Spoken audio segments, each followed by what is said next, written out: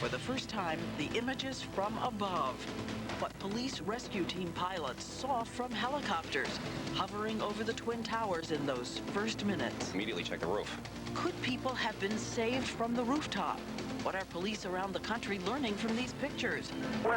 The horror of September 11th from above.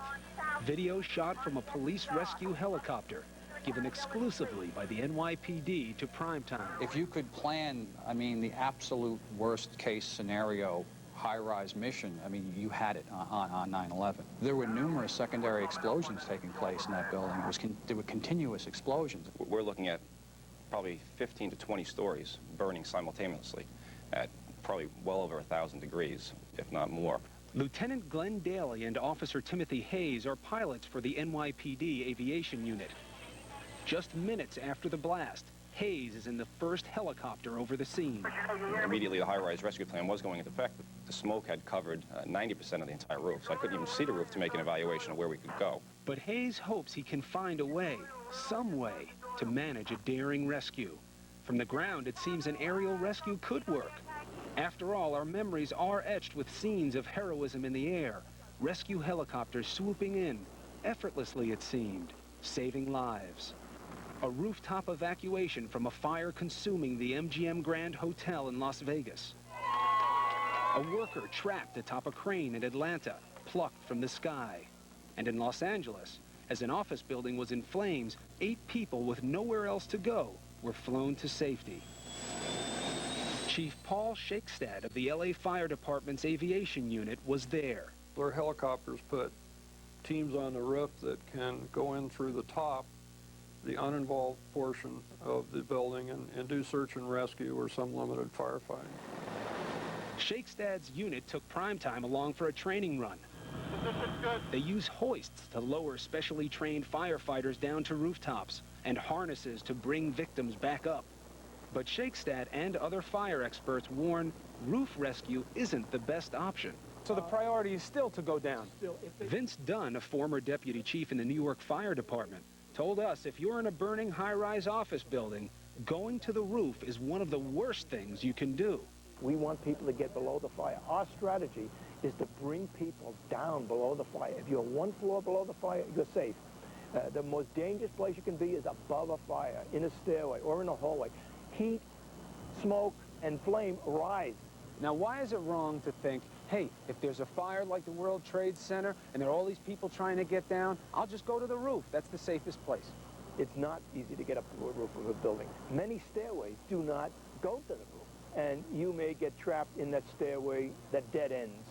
That's why the fire evacuation plans for the World Trade Center never included a rooftop escape. True, after the 1993 basement garage bombing, a small number of people who were unable to negotiate the staircases were rescued from the roof. But on the worst September morning in history, everything was different. There are high-rise fires, and then there are 9/11. A typical high-rise fire creates a lot of heat and creates a lot of smoke. Add to that scenario hundreds of thousands of pounds of jet fuel as an accelerant to the fire. Multiply the heat factor. Something that helicopters don't like is heat. So now you've got the worst of all possible situations playing themselves out. One of the first calls I got was from people on the ground calling us to immediately check the roof. I said there was a corner from where the wind was blowing from that was partially open, but it was still covered in smoke, and there was numerous obstructions. I said, Pat, this is impossible. This is undoable. I can't see the roof. Yet still, one police chopper tries repeatedly to get into position to land or drop someone in, but it can't. To give you an idea of what it was like to fly above the World Trade Center, they were at 1,700 feet. Even on normal days, you had swirling wind conditions and thermal wind currents, which made it very difficult to navigate. People may have in their mind's eye a view of this pristine roof, salvation. Those roofs were totally compromised and choked with thick, acrid black smoke, intense heat coming up from the fire. Hayes and his crews circle the towers, desperate for an opportunity. Unaware they're in grave danger just being in the air. I caught out of my eye an airplane, and I turned to Pat, my pilot, and I said, Pat, Jesus Christ, I said, there's a second plane crashing. And then as I turned back to the left again, I realized how close it was coming to us. I started to yell at Pat to climb, because I felt it was going to impact our aircraft. So we climbed, he went underneath us, and next thing I knew, I watched it impact the south tower. But Hayes says the most wrenching feeling for him is knowing people are trapped, people he can't reach. You could look in the windows, you could see people. Yeah, yeah. I try not to remember that, but yeah, you can see people, yes. And that's got to make it more difficult when you have to decide not to go in. Yeah. Thinking as a cop, you know, maybe I would have ran into that burning building knowing that I'm never going to come out. But as an aviator, you're responsible now for 6 people on board that aircraft. I can't make the decision for 6 other lives and 6 other families. Because if there's any way you could have, when you were looking at those people, you would have done it. Is that true? We would have tried. But if me trying to help people is going to kill more people on board my helicopter, if that helicopter, God forbid, falls to the ground, you have to say, we have to weigh the options and say, you know what, this isn't going to work. We're going to cause more problems than good right now. Was there ever a moment that either of you or anyone else that you know of questioned whether or not the right call was made to land on that roof? Never. Never. When you were flying around the World Trade Center that morning, did you ever see people on the roof?